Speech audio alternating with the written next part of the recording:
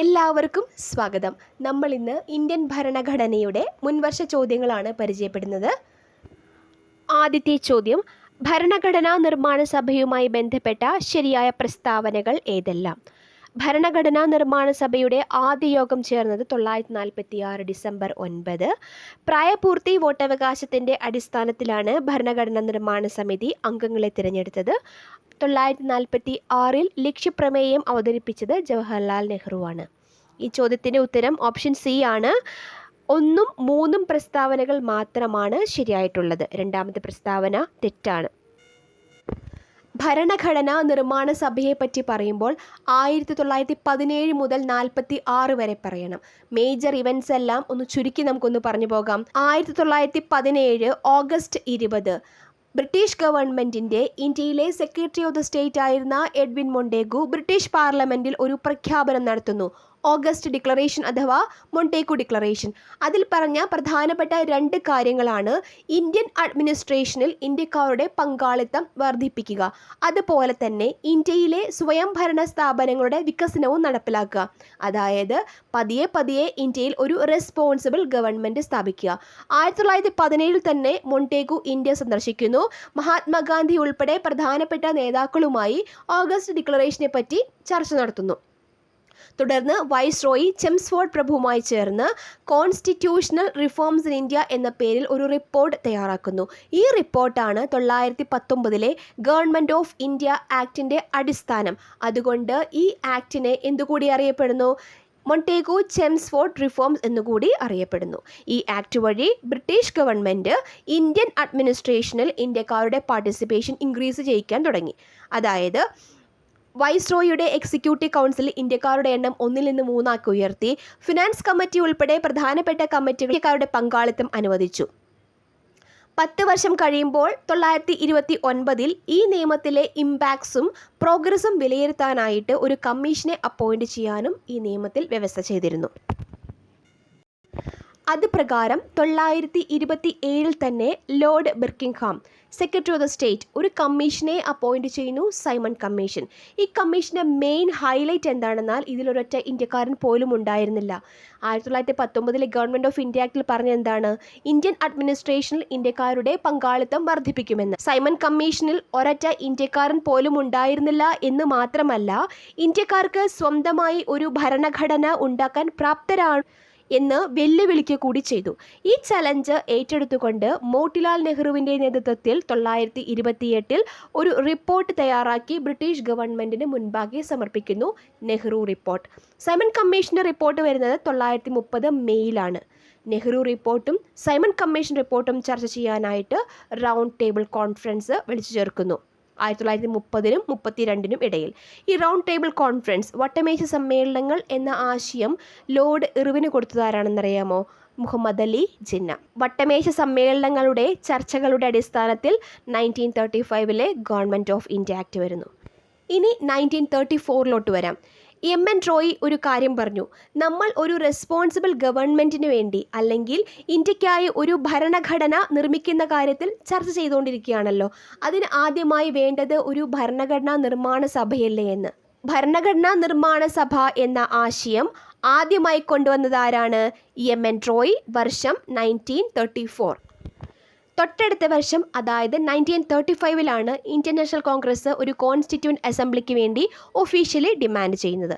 ഇനി 1938 1938 ജവഹർലാൽ നെഹ്റു ബ്രിട്ടീഷ് ഗവൺമെൻറ്റിന് മുൻപാകെ ഒരു ആവശ്യം ഉന്നയിക്കുന്നു. അതായത് സ്വതന്ത്ര ഇന്ത്യയുടെ ഭരണഘടന നിർമ്മിക്കുന്നതിൽ പുറമേ നിന്നുള്ള ഇടപെടലുകൾ ഒന്നും പാടില്ല എന്ന്. ഇനി 1940 ഓഗസ്റ്റ് ഓഫർ. ബ്രിട്ടീഷുകാർ ഓഗസ്റ്റ് ഓഫർ മുന്നോട്ട് വയ്ക്കുന്നു. ഇതിലൂടെ നെഹ്റുവിൻ്റെ ആവശ്യം അവർ അംഗീകരിക്കുകയാണ്. അതായത് ഭരണഘടന ഫ്രെയിം ചെയ്യുന്നതിന് ഒരു ഭരണഘടനാ നിർമ്മാണ സഭയുണ്ടാകും. അതിൽ ഇന്ത്യക്കാർ മാത്രമേ ഉണ്ടാവുകയുള്ളൂ. സോ ഇപ്പോഴൊരു കാര്യം ക്ലിയറായി. കോൺസ്റ്റിറ്റ്യൂവൻറ്റ് അസംബ്ലിയിൽ ഇന്ത്യക്കാർ മാത്രമേ ഉണ്ടാവുകയുള്ളൂ. ഇനിയുള്ള പ്രശ്നം എന്താണ്? കോൺസ്റ്റിറ്റ്യൂവൻറ്റ് അസംബ്ലിയുടെ കോമ്പോസിഷൻ. എത്ര പേര് പ്രിൻസ്ലി സ്റ്റേറ്റ്സിൽ നിന്നുണ്ടാകണം, എത്ര പേര് പ്രൊവിൻസിൽ നിന്നും ഉണ്ടാകണം എന്നുള്ള കോമ്പോസിഷൻ. ഇനി 1942 മാർച്ച്. ഈ പ്രശ്നം പരിഹരിക്കാനായിട്ട് ബ്രിട്ടീഷ് ഗവൺമെൻറ് ക്രിപ്സ് മിഷനെ ഏൽപ്പിക്കുന്നു. ഒരു ഡ്രാഫ്റ്റ് പ്രപ്പോസലായിട്ടാണ് ക്രിപ്സ് മിഷൻ വരുന്നത്.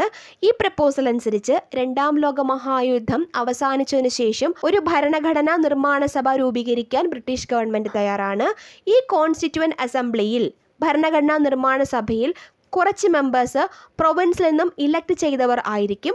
കുറച്ച് പേര് പ്രിൻസ്ലി സ്റ്റേറ്റ്സിൽ നിന്നും പ്രിൻസ് നോമിനേറ്റ് ചെയ്തവരുമായിരിക്കും. അതിൻ്റെ കൂടെ ഒരു ക്ലോസ് കൂടി ഉണ്ടായിരുന്നു. അതായത് ഏതെങ്കിലും ഒരു പ്രൊവിൻസോ ഒരു പ്രിൻസ്ലി സ്റ്റേറ്റോ ഇന്ത്യൻ യൂണിയനിൽ ജോയിൻ ചെയ്യാൻ വില്ലിംഗ് അല്ലെങ്കിൽ അവർക്ക് സെപ്പറേറ്റ് കോൺസ്റ്റിറ്റ്യൂഷൻ ഫ്രെയിം ചെയ്യാവുന്നതാണ്. അതുപോലെ അവർക്ക് സെപ്പറേറ്റ് യൂണിയനായിട്ട് നിലനിൽക്കാനും കഴിയും. ഇന്ത്യൻ നാഷണൽ കോൺഗ്രസും മുസ്ലിം ലീഗും ഒരേപോലെ ഈ പ്രപ്പോസൽ റിജക്റ്റ് ചെയ്തു. ഇന്ത്യൻ യൂണിയൻ ഫോം ചെയ്യുന്നതിന് മുന്നേ തന്നെ പാർട്ടീഷനുള്ള ഒരു ബ്ലൂ പ്രിൻ്റാണ് ഈ പ്രപ്പോസൽ എന്ന പേരിലാണ് ഈ പ്രപ്പോസൽ റിജക്റ്റ് ചെയ്യുകയാണ്. പാകിസ്ഥാൻ ഫോം ചെയ്യുന്ന കാര്യം ഡ്രാഫ്റ്റ് പ്രപ്പോസലിൽ പറയാത്തതുകൊണ്ട് മുസ്ലിം ലീഗും ഈ പ്രപ്പോസൽ റിജക്റ്റ് ചെയ്യുന്നു. So Cripps mission failed. 1945 രണ്ടാം ലോക മഹായുദ്ധം അവസാനിക്കുന്നു. അതിനുശേഷം ഇന്ത്യയുടെ കാര്യങ്ങളിൽ കുറച്ചുകൂടി ബ്രിട്ടീഷ് ഗവൺമെൻറ് ശ്രദ്ധ കേന്ദ്രീകരിക്കുകയാണ്. 1945 സെപ്റ്റംബർ 19 വൈസ്രോയ് വേവൽ സെൻട്രലിലേക്കും പ്രൊവിൻസിലേക്കുമുള്ള ഇലക്ഷൻ പ്രഖ്യാപിക്കുന്നു. അതായത് ഡിസംബർ 1945 ജനുവരി 1946 ഇടയിൽ ഇലക്ഷൻ നടക്കുമെന്ന് പ്രഖ്യാപിക്കുന്നു. ഇലക്ഷനും നടന്നു. ഇനി 1946 ക്യാബിനറ്റ് മിഷൻ. 3 പേരടങ്ങുന്ന സംഘം ക്യാബിനറ്റ് മിഷൻ ഇന്ത്യയിലേക്ക് വരികയാണ്. കോൺസ്റ്റിറ്റ്യൂവൻ്റ് അസംബ്ലി ഉണ്ടാക്കുന്ന ദൗത്യവുമായി. അയച്ചതാരാണ്? അറ്റ്ലി. ക്യാബിനറ്റ് മിഷനിൽ ഉണ്ടായിരുന്ന 3 പേർ ആരൊക്കെയായിരുന്നു? Sir Pethick Lawrence, Stafford Cripps, AV Alexander. Why it is called cabinet mission? ഇവർ 3 പേരും ബ്രിട്ടീഷ് പാർലമെൻറ്റിലെ ക്യാബിനറ്റ് മിനിസ്റ്റേഴ്സ് ആയിരുന്നു. ഭരണഘടനാ നിർമ്മാണ സഭയുടെ അംഗസംഖ്യ 389 പേരാണെന്ന് തീരുമാനിക്കുന്നു. അതിൽ 296 പേര് ബ്രിട്ടീഷ് ഇന്ത്യ പ്രൊവിൻസിൽ നിന്നും തിരഞ്ഞെടുക്കപ്പെട്ടവരും 93 പേര് പ്രിൻസ്ലി സ്റ്റേറ്റ്സിൽ നിന്നും നോമിനേറ്റ് ചെയ്തവരും ആയിരിക്കുമെന്ന് തീരുമാനിക്കുകയാണ്. തിരഞ്ഞെടുക്കപ്പെട്ട 296 പേരെ ഭാരതത്തിലെ ജനങ്ങൾ നേരിട്ട് പ്രായപൂർത്തി വോട്ടവകാശത്തിൻ്റെ അടിസ്ഥാനത്തിലാണോ തിരഞ്ഞെടുത്തത്? അല്ല. 1946 ജനുവരിയിൽ പ്രൊവിൻഷ്യൽ അസംബ്ലിയിലേക്ക് ഇലക്ഷൻ നടന്നുവെന്ന് നമ്മൾ പറഞ്ഞല്ലോ. ആ ഇലക്ഷനിൽ തിരഞ്ഞെടുക്കപ്പെട്ട പ്രൊവിൻഷ്യൽ അസംബ്ലിയിലെ മെമ്പേഴ്സാണ് 296 പേരെ തിരഞ്ഞെടുത്തത്. So it is an indirect election. ഇനി ആദ്യത്തെ മീറ്റിംഗ് നടന്നത് എന്നാണ്? 9th December 1946. ഡോക്ടർ സച്ചിദാനന്ദ സിൻഹയായിരുന്നു അധ്യക്ഷൻ. 11 ഡിസംബർ 1946 രാജേന്ദ്ര പ്രസാദിനെ പെർമനൻറ്റ് പ്രസിഡൻ്റായിട്ട് തിരഞ്ഞെടുക്കുന്നു. HC മുഖർജി വൈസ് പ്രസിഡൻ്റായിട്ടും വരുന്നു. ജവഹർലാൽ നെഹ്റു ലക്ഷ്യപ്രമേയം അവതരിപ്പിച്ച ഡേറ്റ് എന്നാണ്? 13th December 1946. അത് പാസ്സാക്കിയ ഡേറ്റോ? 22nd July 1947. അപ്പോൾ ആദ്യത്തെ ചോദ്യം നമ്മൾ വളരെ വിശദമായിട്ട് പറഞ്ഞു തീർത്തു. രണ്ടാമത്തെ ചോദ്യത്തിലോട്ട് പോകാം. ഇന്ത്യയിൽ ആദ്യമായി തിരഞ്ഞെടുപ്പ് കമ്മീഷൻ രൂപീകരിച്ചപ്പോൾ അധ്യക്ഷൻ ആരായിരുന്നു? സച്ചിദാനന്ദ സിൻഹ, സുകുമാർ സെൻ, BR അംബേദ്കർ, ഡോക്ടർ രാജേന്ദ്ര പ്രസാദ്. സുകുമാർ സെൻ എന്നതാണ് ഉത്തരം. സ്വതന്ത്ര ഇന്ത്യയിൽ ആദ്യമായി പൊതു തിരഞ്ഞെടുപ്പ് നടന്നതെന്നാണ്? 25 ഒക്ടോബർ 1951 21 ഫെബ്രുവരി 1952 ഇടയിലാണ് ആദ്യത്തെ പൊതു തിരഞ്ഞെടുപ്പ് നടന്നത്. 1950 ജനുവരിയിൽ ഇലക്ഷൻ കമ്മീഷൻ രൂപീകരിക്കുന്നു. അതിൻ്റെ ചീഫ് ഇലക്ഷൻ കമ്മീഷണറായിട്ട് സുകുമാർ സെന്നിനെ അപ്പോയിന്റ് ചെയ്യുന്നു. അടുത്ത ചോദ്യം, രാജ്യസഭാ അംഗങ്ങളെ തിരഞ്ഞെടുക്കുന്നത് ആരാണ്? ലോക്സഭാ അംഗങ്ങൾ, പ്രധാനമന്ത്രി, പ്രസിഡന്റ്, സംസ്ഥാന നിയമസഭാ അംഗങ്ങൾ. സംസ്ഥാന നിയമസഭാ അംഗങ്ങളാണ് രാജ്യസഭാ അംഗങ്ങളെ തിരഞ്ഞെടുക്കുന്നത്. രാജ്യസഭ, രാജ്യങ്ങളുടെ സഭ, council of States, upper house എന്നറിയപ്പെടുന്നു. മുതിർന്ന ആളുകളുടെ സഭ എന്ന് വേണമെങ്കിൽ നമുക്ക് ഓർത്തിരിക്കാം. അതായത് രാജ്യസഭയിലേക്കുള്ള അംഗമാകാൻ വേണ്ടുന്ന കുറഞ്ഞ പ്രായപരിധി 30 വയസ്സാണ്. ലോക്സഭയിലേക്ക് അത് 25 വയസ്സും. അങ്ങനെ വേണമെങ്കിൽ ഓർത്തിരിക്കാം. It is a permanent house. അതായത് രാജ്യസഭ പിരിച്ചുവിടപ്പെടുന്നില്ല. എന്നാൽ രാജ്യസഭ അംഗങ്ങളുടെ കാലാവധി 6 വർഷം. ഓരോ 2 വർഷം കൂടുമ്പോഴും 1/3 സീറ്റിലേക്ക് തിരഞ്ഞെടുപ്പ് നടക്കുന്നു. മാക്സിമം ടോട്ടൽ സ്ട്രെങ്ത് 250 പേരാണ്. അതിൽ 12 പേരെ രാഷ്ട്രപതി നോമിനേറ്റ് ചെയ്യുന്നു. നിലവിൽ അത് 245 പേരാണ്. ഈ 12 പേരെ നോമിനേറ്റ് ചെയ്യുന്നത് കല, സാഹിത്യം, ശാസ്ത്രം, സാമൂഹ്യ സേവനം എന്നീ 4 വിഭാഗത്തിൽ നിന്നുമാണ്. Arts, literature, science and social service. Ex officio chairman, vice president, നിലവിൽ ജഗദീപ് ധൻകർ, ഡെപ്യൂട്ടി ചെയർമാൻ ഹരിവൻഷ് നാരായൺ സിംഗ്. ഇനി രാജ്യസഭാ അംഗങ്ങളുടെ തിരഞ്ഞെടുപ്പാണ്. സംസ്ഥാനങ്ങളിലെയും കേന്ദ്രഭരണ പ്രദേശങ്ങളിലെയും 3 കേന്ദ്രഭരണ പ്രദേശങ്ങളാണ്. ഏതൊക്കെയാണ്? ഡൽഹി, പുതുച്ചേരി, ജമ്മു ആൻഡ് കാശ്മീർ. സംസ്ഥാനങ്ങളിലെയും കേന്ദ്രഭരണ പ്രദേശങ്ങളിലെയും നിയമസഭകളിൽ നിന്നും തിരഞ്ഞെടുത്ത അംഗങ്ങൾ ആനുപാതിക പ്രാതിനിധ്യ വ്യവസ്ഥ അനുസരിച്ചാണ് രാജ്യസഭാ അംഗങ്ങളെ തിരഞ്ഞെടുക്കുന്നത്. അടുത്ത ക്വസ്റ്റ്യൻ, ഭരണഘടനയിലെ ഏത് അനുച്ഛേദമനുസരിച്ചാണ് ഇന്ത്യൻ പ്രസിഡന്റ് ധനകാര്യ കമ്മീഷനെ നിയമിക്കുന്നത്? ആർട്ടിക്കിൾ 280 അനുസരിച്ചാണ് ധനകാര്യ കമ്മീഷനെ നിയമിക്കുന്നത്. ഇവിടെ കൊടുത്തിരിക്കുന്ന ആർട്ടിക്കിൾസ് ഒക്കെ നമുക്ക് നോക്കാം. Article 270, tax levied and distributed between union and States. Union ലിസ്റ്റിൽ പറഞ്ഞിരിക്കുന്ന ഡ്യൂട്ടീസും ടാക്സും കളക്ട് ചെയ്യുകയും അവ സംസ്ഥാനങ്ങളുമായി പങ്കുവയ്ക്കുകയും ചെയ്യുന്നതിനെ പറ്റിയാണ് ആർട്ടിക്കിൾ 270 പറഞ്ഞിരിക്കുന്നത്. Article 352 national emergency. Article 280 finance commission. Article 370 special status to Jammu and Kashmir. Jammu കാശ്മീരിൻ്റെ പ്രത്യേക പദവിയെ പറ്റിയാണ് 370 പറഞ്ഞിരിക്കുന്നത്. അടുത്ത ചോദ്യം, താഴെ പറയുന്നവയിൽ തെറ്റായ പ്രസ്താവന ഏത്? നിർദ്ദേശക തത്വങ്ങൾ ഭരണഘടനയുടെ ഭാഗം 4 ഉൾപ്പെടുന്നു. ശരിയായ പ്രസ്താവനയാണ്. ഒരു ക്ഷേമരാഷ്ട്രത്തെ ലക്ഷ്യം വയ്ക്കുന്നു. അതും ശരിയായ പ്രസ്താവനയാണ്. ഐറിഷ് ഭരണഘടനയിൽ നിന്ന് ഉൾക്കൊണ്ടതാണ്. അതും ശരിയായ പ്രസ്താവനയാണ്. നിർദ്ദേശക തത്വങ്ങൾ ലംഘിക്കപ്പെട്ടാൽ കോടതി മുഖേന നേടിയെടുക്കാവുന്നതാണ്. ഇത് തെറ്റായ പ്രസ്താവനയാണ്. ഓക്കെ, 4-ാമത്തേതാണ് തെറ്റായ പ്രസ്താവന. DPSP, directive principles of state policy. എന്താണ്? Principles that directs the state when it make policies for its people. Part 4 article 36 മുതൽ 51 വരെ DPSPയെ പറ്റി പറയുന്നു. ഈ തത്വങ്ങൾ DPSP രാജ്യത്തിൻ്റെ അടിസ്ഥാനപരമാണ് എന്ന് പറയുന്നു. നിയമനിർമ്മാണത്തിൽ അവ പ്രയോഗിക്കുക എന്നുള്ളത് രാജ്യത്തിൻ്റെ ചുമതലയാണെന്നാണ് പറയുന്നത്. ഒരു മോറൽ ഒബ്ലിഗേഷൻ മാത്രമാണ് DPSP. അതുകൊണ്ട് കോടതിയിലൂടെ അത് നടപ്പിലാക്കിയെടുക്കാൻ കഴിയില്ല.